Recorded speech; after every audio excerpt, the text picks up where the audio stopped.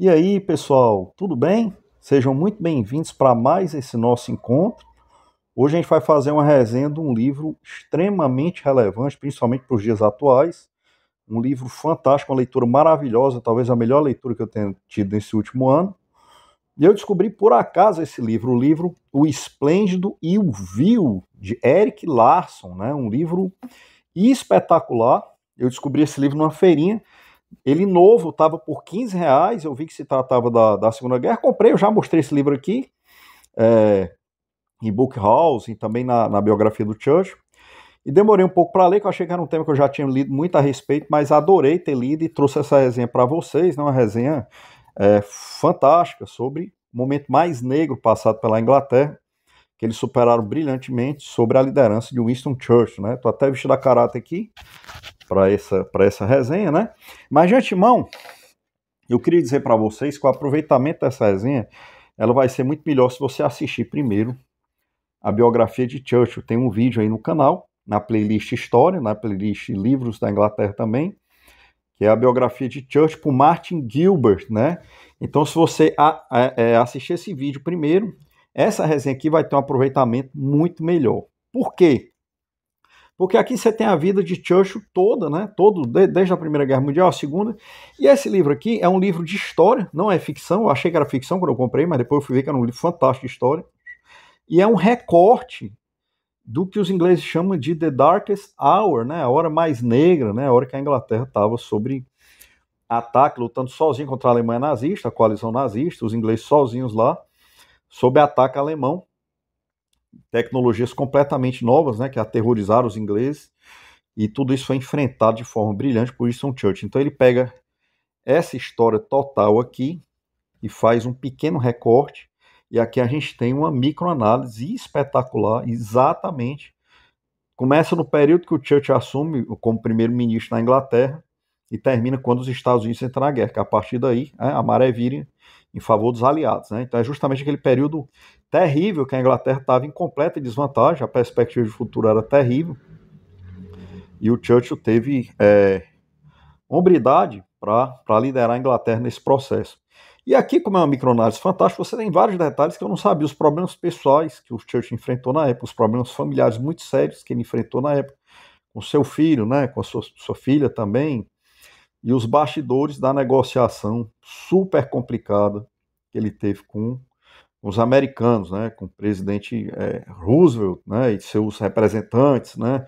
Então, tudo isso foi obstáculos muito difíceis a serem superados, e a gente tem tudo isso de uma forma brilhante nesse livro aqui. Então, como eu falei, o livro começa justamente quando o Churchill assume como primeiro-ministro da Inglaterra. Então, contextualizando rapidamente, com a ascensão do nazismo no começo dos anos 30, Winston Churchill, desde o começo, alertou que a Inglaterra se preparasse para a guerra, porque não existia nenhuma possibilidade de negociação com aquelas pessoas, né? E ele foi escanteado por causa disso, né? Inclusive, chegou muito perto do ostracismo, né? As pessoas, ele perdeu muito politicamente com essas posições dele, porque as pessoas pensavam, pô, que absurdo, esse cara não tem a menor condição de liderar o país, vai levar o país para a guerra, etc, etc. E o seu predecessor, o primeiro-ministro Neville Chamberlain, negociou com Hitler, firmou vários acordos com Hitler, né? Chegava na Inglaterra voltando essas viagens de negociação com cartazes, né? Paz o nosso tempo, conseguimos a paz, tal.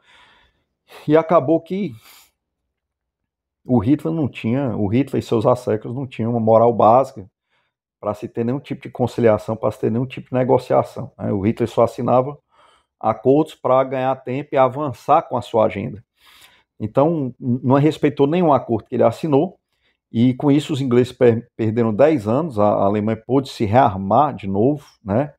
E de repente, quando a Alemanha se tornou uma ameaça para a própria Inglaterra, que eles abriram os olhos, o Neville Chamberlain foi afastado e o Churchill foi alçado ao posto de primeiro-ministro, quase por aclamação, né? Até porque a coisa estava tão preta que ninguém queria assumir esse cargo, né?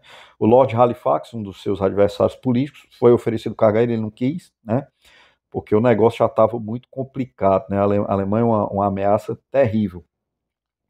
Então, assim, o Churchill começou sozinho declarou guerra à Alemanha no momento que a Alemanha invadiu a Polônia, né? É uma breve contextualização. Se você quiser explicações melhores, tem lá na biografia do Churchill, por Martin Gilbert, né? Então o Churchill assumiu e logo viu que ele só teria uma chance se os Estados Unidos entrassem na guerra. E começou a negociar com os Estados Unidos para puxar o máximo de ajuda americana que ele conseguisse.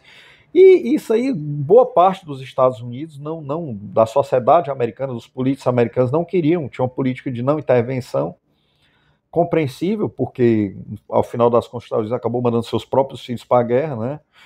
Mas o Churchill teve que vencer todos esses obstáculos, né, e conseguir resistir e sobreviver à Inglaterra sozinha, isolada, durante os primeiros anos da Segunda Guerra. E, enquanto isso, para se entender o terror ao que os ingleses foram submetidos naquela época, é preciso fazer uma contextualização histórica, né? A Inglaterra sempre foi um império, uma potência militar, mas grande parte da segurança dos ingleses provinha do fato de eles estarem em uma ilha e terem a marinha mais poderosa do mundo. Só que com o advento das novas tecnologias da Segunda Guerra Mundial, essa segurança foi por água abaixo, né? Você poderia bombardear a Inglaterra por aviões. Vocês têm que entender que hoje isso é uma coisa meio que normal, mas na época era inédito, né? Inédito. O Canal da Mancha era a garantia de segurança dos ingleses, e a sua marinha ali para cercar a ilha. Então, com o advento dos aviões, essa noção de segurança foi profundamente abalada. E como se não bastasse, a tecnologia que os alemães dominavam nos mares, os submarinos, os melhores submarinos do mundo eram alemães. Então, os alemães, sob o comando do Karl Dönitz, tinham uma frota de submarinos enorme, né, muito bem coordenada, e também era outra fonte de terror dos ingleses, né, os submarinos isolarem a ilha ser bombardeada por aviões. Então, assim, o futuro da Inglaterra é completamente negro, né? O terror é muito grande, mesmo assim o Churchill se recusou a se conciliar com os nazistas. Ele chegou muito cedo, que eles simplesmente não tinham escolha, né? E, e preferiu declarar a guerra mesmo e conseguiu arregimentar o povo, conseguiu que o povo inglês o apoiasse. Mas foi uma decisão muito corajosa de todas as partes, porque os bombardeios que os ingleses sofreram, eles foram terríveis, né? Londres foi bombardeada meses a fio, né? Então, a gente tem aqui vários relatos, como esse livro Amiclonares, a gente tem com muito mais detalhes, relatos incríveis dos bombardeios. Diz que eles instalaram alarme de... E aí a gente vê como o ser humano se comporta nessa situação, né? Que é extremamente interessante.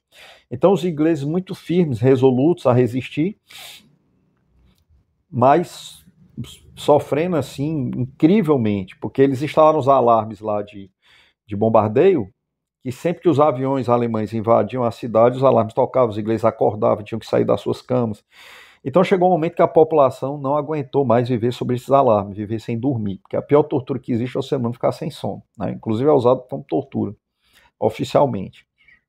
Então eles preferiram abandonar os alarmes e viver como se nada tivesse acontecendo. Se a bomba cair, quem morreu, morreu, quem ficou vivo, e tocar a vida normalmente. Então é interessante observar que mesmo sob bombardeio, Londres funcionava normalmente, tinha cafés, tinha festas, tinha bailes, e aqui, como é uma microanálise deliciosa, ele fala de tudo isso, dos hábitos das pessoas, do dia a dia, né, das tragédias. Então ele fala muito através do diário. Uma das fontes fantásticas aqui é o diário da Mary Churchill, que é a filha do Churchill, que era uma moça de sei lá, 19 anos, 18 anos, e que levava uma vida completamente normal, apesar dos bombardeios, né? Eles tinham os medos, as ansiedades, mas eles não preferiram levar uma vida normalmente. Então, me chamou muita atenção um baile que a Mary Churchill foi, a filha do Churchill, depois ela resolveu ir para um café onde tocava, café como se fosse um bar, ia tocar uma orquestra americana, e veio um artista muito famoso, um jovem muito bonito americano, para tocar nesse bar. Só que um pouco antes da Mary Churchill chegar no bar, uma bomba caiu em cima do bar, né? E o corpo do artista foi dividido em dois pedaços. A orquestra matou o saxofonista, matou o artista, matou muita gente que estava lá nesse café, né? E, e por pouco a filha do Churchill não morreu também. Então era assim que os ingleses estavam vivendo, né? Eles estavam vivendo sob bombardeio.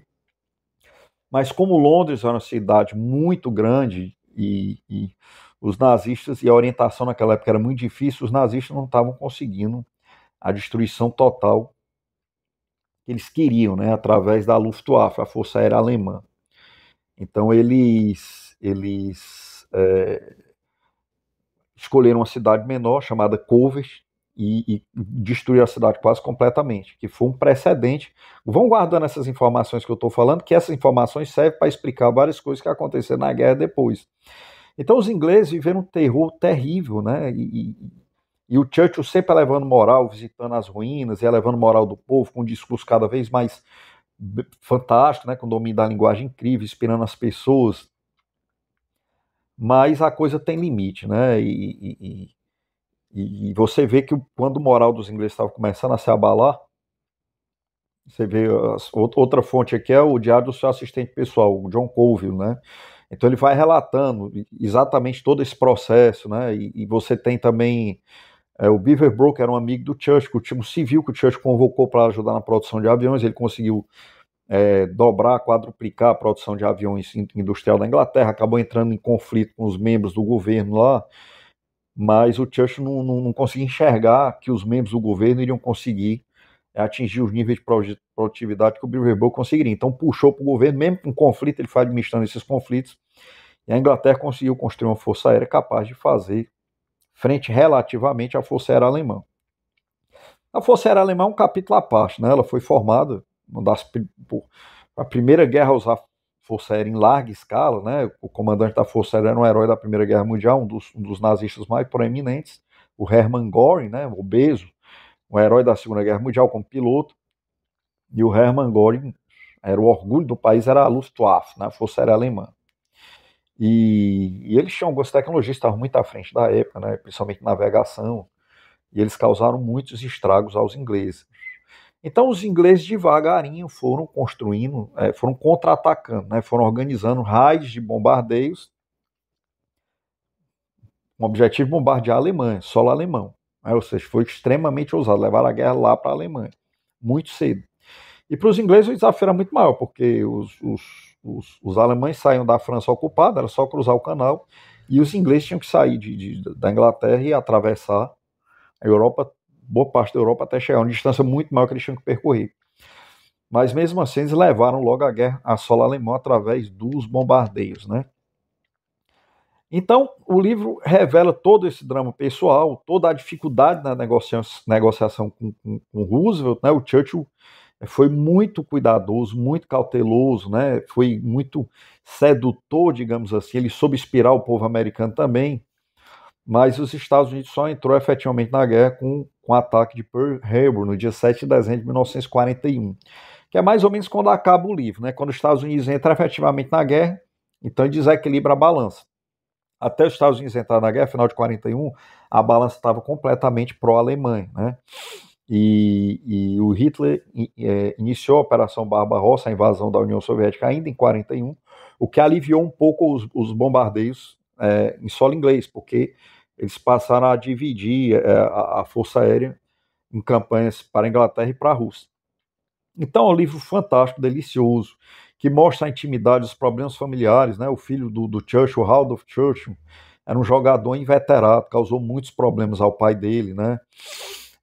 A sua mulher se separou dele e teve um caso com um membro da embaixada americana, né, com quem ela viria a se casar já mais velha, nos anos 70, e tudo isso é relatado aqui, né, os problemas familiares seríssimos que o Churchill enfrentou dentro de casa enquanto ele estava enfrentando a guerra. Ele próprio com problemas financeiros chegou a pagar todas as dívidas do seu filho, e o seu filho conseguiu se endividar de novo no jogo de uma forma terrível, o que acabou provocando o fim do seu casamento também, né? A sua mulher acabou se envolvendo com o americano que viria a ser o seu marido. Então, assim, eu estou dando um exemplo das histórias deliciosas que essa microanálise traz, né? Que enquanto aconteciam todos esses problemas, como as pessoas viviam, né? Então, um livro que me surpreendeu demais, demais mesmo. Eu não teria como recomendar mais esse livro. E o que mais que eu teria a dizer sobre esse livro aqui? As minhas impressões pessoais. Bom, em primeiro lugar, esse livro ajuda a explicar. Então existem muitos mitos sobre a Segunda Guerra Mundial, né? Que a Rússia ganhou a guerra sozinha, o que é um mito, que é uma inverdade.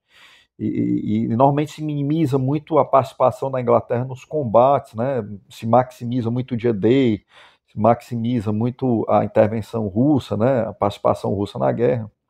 Mas o fato é que, segundo esse livro aqui, The Second World Wars, que eu li há uns 3 anos atrás, um historiador chamado Victor Davis Hanson, ele é um livro muito mais analítico, muito mais estatístico, na qual ele nos transmite a verdadeira importância que os bombardeios ingleses tiveram. Na realidade, os bombardeios ingleses talvez tenham sido muito mais importantes que qualquer outro contra-ataque na guerra, né?